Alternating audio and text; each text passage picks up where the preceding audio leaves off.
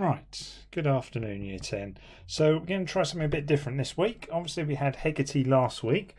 Today we're going to try and do a normal lesson, well as normal as we can given the circumstances. So to start with, here's one of your starters that you've been doing with Mr. Page. So 20 questions, hopefully just a bit of reminder, a bit of a recap. So let's see how you get on. Don't need to write out the questions, so just 1 to 20 and the answers. The next slide does have the answers on, so you will want to pause the video now and give you a chance to work through it.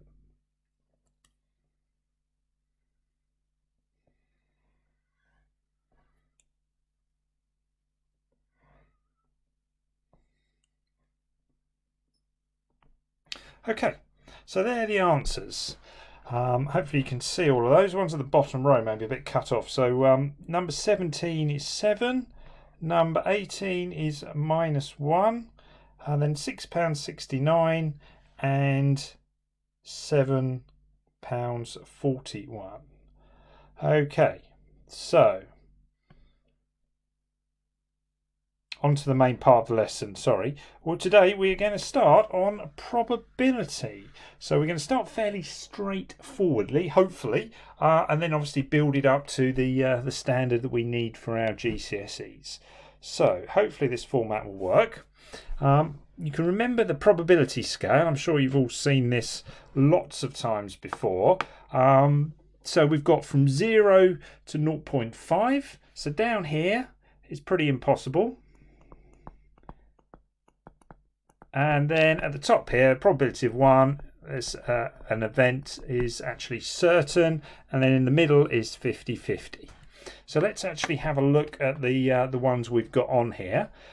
Getting ahead on the flip of a coin. Well, it's either going to be heads or tails, so it's pretty much in the middle. Well, it is in the middle. So, scoring 101% on a test. Well, on a test, the highest you can score is 100%. You can't get more than that. So, actually, that is going to be right down on the impossible. Being left-handed. Right, okay, well, it's not 50-50 because half the population aren't left-handed. The majority are right-handed, so it's going to be somewhere between 0 and 0.5.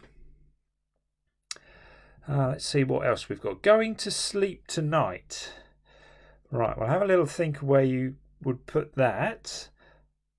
Okay, I don't think it would go straight to certain, because there may be, we all have those restless nights where we can't sleep. So pretty close to certain, but not actually one. Let's have a look. A Stow Upland student travelling to school by bus. Well, actually, quite a few of our students do travel to school by bus. I would say over half. So it is going to be about there. So probability of about 0.65, I would suggest. And the last one, probably what we're all dreaming of, winning the UK lottery. Well, it's possible. So it can't go straight onto the 0, but it's certainly going to be right down there. So that's the probability scale, going from 0 to 1. And we've put a few events on there just to start to get us to think about where these events could actually be. Now, can be written in different forms. There we were dealing with 0, 0.5, so we're dealing with decimals. Now the probability of winning the UK lottery, okay, is basically, I've put on here of the 4 different ways you can write it. We've looked at decimals. Okay, so the probability, that's 0.000000714. Pretty unlikely. Percentage form, obviously just times that by 100. Fractional form, 1 over, is that 14 million? Yeah, 1 over 14 million. Okay, and then the odds form, 1 in 14 million chances. Now, the chances are, if someone was talking about the UK lottery, they're not going to use the decimal form or the percentage form, probably going to use the odds form, but they're all probabilities. So it's just using whichever form suits. Generally, within your maths lessons, you'll be using either the decimal, percentage, or the fractional form. And in fact, when we go on a lot further, the fractional form gets used a lot more when we're doing tree diagrams. So that's how we can write probabilities. Now, really important before we get stuck into the probability, you know what a pack of playing cards is made up of. You may already know this, in which case just skip the slide, that's not a problem. We've got basically 4 different suits. So we've got the clubs and the spades and the black suits, and then we've got the hearts and the diamonds of the red suits. Each suit has 13 cards in total, so an ace up to 10, then jack, queen, king, and there's 52 cards in total. So that's a pack of playing cards. I'm sure most houses probably have got a pack of cards somewhere in there, but that's what it's made up from, and you're going to need to know that because you'll get questions about playing cards. Okay, so we've got a pack of playing cards there. Let's actually look at some questions and actually calculating a probability. Now this bit here, hopefully my pen will work, okay, is quite important, because that is how we get the probability of an event. So it's the outcomes matching the event over the total outcomes. So just to put that into context, probability of picking a jack from a pack of playing cards. Right, okay, so if we go back to our pack of playing cards, we have these jacks here. So we've got 4 jacks, and if you remember I said they're out of 52. So actually our probability will be 4 out of 52, or probability of a jack, 4 out of 52, which can actually be simplified to 1 over 13, just like you would with your fractions. We divide that both by 4, we could get 1 over 13. But 4 over 52 would be the probability. Okay, so just to give you a chance to get thinking, here's a slide. You might want to pause the video for a moment just to work out these different probabilities, just to get us sorted with this.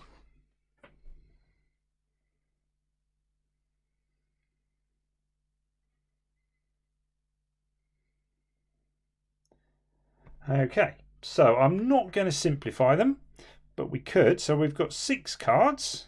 Probability of picking a red card. Well, there's 3. So it's 3 out of 6, which is obviously a half.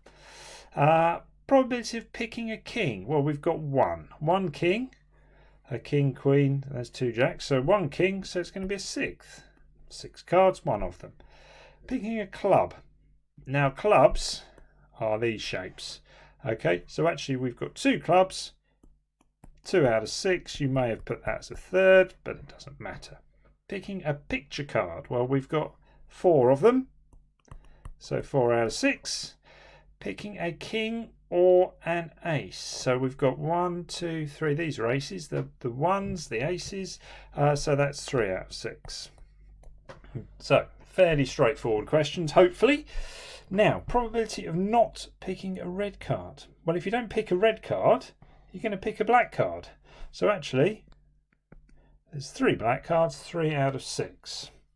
Probability of not picking a king, it's 1 out of 6. Not picking a club, well, there's 2 clubs, so the others must be 4 out of 6. And not picking a picture card, well, the ace doesn't count as a picture card, so 2 out of 6. And then not picking a king or an ace, so in other words, you'd be picking 2 jacks or a queen. 3 out of 6. Okay, I've gone over that fairly quickly. Obviously, if you need more help or you don't understand, you will have an opportunity to respond to me later on in the lesson. But yeah, just using those 6 cards, hopefully you can see where those probabilities have come from. Okay, so now we're going to start to look at 2 different probabilities, or 2 events put together. So the first event here, you can see getting 1 head, 1 tail on the throw of 2 coins. Well, if you throw 2 coins, we need to list the outcomes before we can work out the probability. So we've got, if we flip or throw 2 coins, they're either going to be 2 heads, It could be a head or a tail and a head, or two tails. So there's 4 outcomes, and the probabilities are half. Well, the probabilities are half because there's 2 out of 4. So 2 out of 4 obviously simplifies to a half. Okay, so have a look at the next 6 events. See how you get on. I would suggest listing the outcomes. So obviously getting 2 tails after 2 throws. The outcomes are already listed there, so hopefully that will get you started. And you hopefully will be able to work through those, working out the probabilities, but we will go over them in a minute. So if you want to pause the video, have a go at that, see how you get on. Okay, so let's have a look. Getting 2 tails after 2 throws. Well, we can list them as we have done before, but there's only one way, so it's 1 out of 4. Now, getting at least 2 heads after 3 throws. So there's a few more combinations. So you should have actually ended up with 8 combinations. Making sure you've got them as they're listed there. So probability of getting at least 2 heads. So at least 2 heads also includes the 3 heads. Got to be careful with the language there. So it is 4 out of 8, which obviously goes to half. Now slightly different here because we've got exactly 2 heads, so just getting that language right. So at least 2 heads includes all 3, exactly 2 heads doesn't, so now we've got 3 out of 8. Now rolling a prime number and throwing a head. So actually if we list, I presume this is a 6-sided dice, it doesn't say, but we'll work on that. They're all the possible outcomes. So 1, 2, 3, 4, 5, 6 with a head, or 1 to 6 with a tail. So we want a prime number and a head. Well, there's actually 3 prime numbers with heads, so it's 3 out of 12, which can be simplified to a quarter. Now, question 6. In 3 throws of a coin, a heads never follows a tail. Well, we can go back to our example here. See how many times a head doesn't follow a tail. So actually you can see 4 out of 8, so again half. Now this last question, I think it's really important that we get our heads around this one. This often comes up in GCSE question. They like talking about meals and choosing different starters and main dishes. So list all the possible meals. So you could have avocado and dog and dog. Yeah, I don't really think that's ideal, but anyway, we're going for that. So we've got our 9 different possibilities, and now we want to know what's the probability of ending up with neither avocado or dog. Well, yeah, absolutely right. So 4 out of 9, and we've got our probability. Okay, so we've got our probabilities now from listing our outcomes. Okay, so now there's a couple of activities for you to look at. So we've got looking at spinner, decide which of these statements are true or false. Well, there's 8 sections there, so let's have a look. I'm going to let you actually get on, but we'll look at the first one. The probability of getting an even number is 1 over 8. Well, that's an even number, that's an even number, that's an even number. So actually, if this was a fair spinner and it could land on any of those 8 sections, it would actually be 3 out of 8. So that is a false. Okay, so you now work through the rest of them and decide whether they are true or false. There is actually an extension there for you to have a little think about as well. Okay, the answers are on the next slide, so if you just pause the video, work through it, and then we can check how you've got on with that.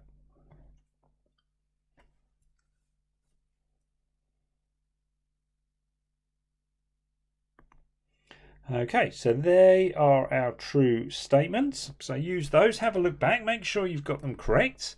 If you haven't, try and figure out why the one you've picked is true or not true. And there is the extension answer as well. Okay, so the spinner must have 10 sections. Okay, and then it will say how those sections are split up as well. Okay, so hopefully we're getting to remember and review our work on probability now. So another activity for you guys to do, very much linked to the one of the ones we did at the starter, towards the start, should I say, is matching up our events on a probability scale. Again, quite a common GCSE question. Maybe not with so many questions there and so many positions, but actually it's all good practice. So have a look at each one, see where you think it should go. For example, let's pick the first one, the chance of a baby being born in the spring. Okay, well, there's 4 seasons in the year, so actually I would say that was a quarter, assuming that babies are born equally across the year, which I think they probably are. So a quarter would be halfway between 0 and a half. So actually, what are we going to say? That's 1. Okay, all you need to do really is list in your book 1 is C, 2 is, and then we can check them on the next slide. So if you work through that, as I say, the next slide is coming up very soon, so you will want to pause your video. Right, okay, so they're the answers. Okay, and as we said, C was 1, so we've definitely got that one right. That's a relief. Okay, so we again practicing our probability. We can take it a bit further now. I think we've still got time, but it's very hard to judge, to be honest. And I know some of you have definitely done sample space diagrams, because I remember teaching you in year 9 on a Monday afternoon sample space diagrams. So okay, let me show you what I mean.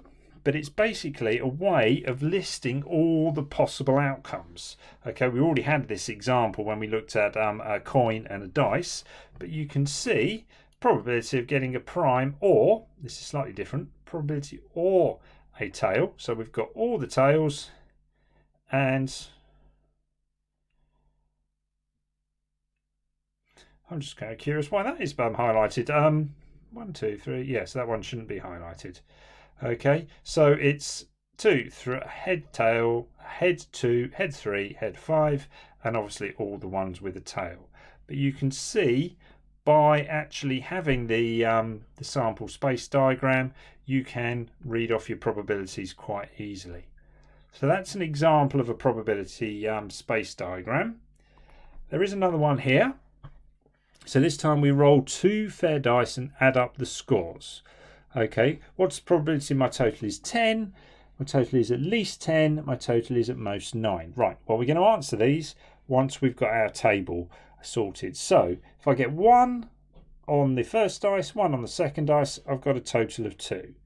2 and 1, you get the idea. So we can complete the whole diagram by adding up the first dice and the second dice. Quite often they get asked you to multiply them, but this one's actually asking you to add them.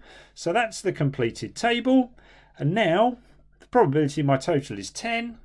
Well, I've got 1, 2, 3. So I've got 3 10s. Remember, it's the positive outcomes. The outcomes we're after, again, over the total outcomes. Well, the total outcomes is 36. So it's 1 over 12. Okay, so my total of 10 is indeed 1 out of 12. Now, have a little think. My total is at least 10. So a slightly different question. Have a little think. I am probably going a bit fast, but please do just pause it when you want to stop and work through it. Obviously, any feedback, most welcome. So now we've got total is at least 10. So it's those 3 plus 11s and 12s. So it is 6 over 36, simplified. and my total is at most 9. So basically it's everything else. So it's 30 over 36, which is 5 over 6. So that is a sample space diagram. Quite a complicated one, or a slightly big one anyway. I don't know about complicated. So just to finish off the lesson, and this really is going to be the last exercise that we do, are some sample space diagrams for you to actually draw and work out some probabilities. So you will want to pause the video, have a go at the 4 questions, and then I will reveal the answers and you can check what you've done. Okay, welcome back. Hopefully you've managed to get going with that. Obviously with the video you can always scroll back and look at the examples that we've done. So I am just going to go through question 1, question 2, very much like the example, except now we've got different questions. They have simplified the answer, but if you haven't, if you've got 3 over 36 or 18 over 36, still absolutely fine. Multiplication, as I said, slightly different from the previous one. Product means what you get when you multiply 2 numbers together. So basically all the 6's in your grid. Less than 6, greater than 7, so they're using these inequality. And product of an odd number, so all the odd numbers. Okay, so we've got those probabilities. Final one, 2 spinners, ABC on one and ABCD on the other. Then both vowels, well, both vowels must just be 1 over 12. It's just the double A. Greater than or equal to vowels, I'm entirely sure. So it's a half. So in other words, you've got at least 1 in there. Oh, no, you haven't. Oh, yes, you have, sorry. And then B and C. B and C, that's 1/6. It might be just cut off the bottom of your screen. Okay, so that is the end of today's lesson, almost at the end of today's lesson. Just to recap, we've looked at probability scale. We've looked at working out single probabilities. We've looked at probabilities when we've got 2 outcomes possibly written on a sample space diagram. So there's quite a lot there for our first lesson, but it should have just been a bit of a review. Now, what I would like you to do is on Show My Homework, you need to submit your learning review. So you're basically going to go in, you're going to type me a little message, you're going to say what you learned, what went well, what didn't go so well, what you need to look at a bit more. Okay, really important you do that so I can then judge what we're going to be doing our next lesson, which is obviously tomorrow afternoon. So let me know how you've got on, post it on Show My Homework, and then we can plan the next lesson accordingly.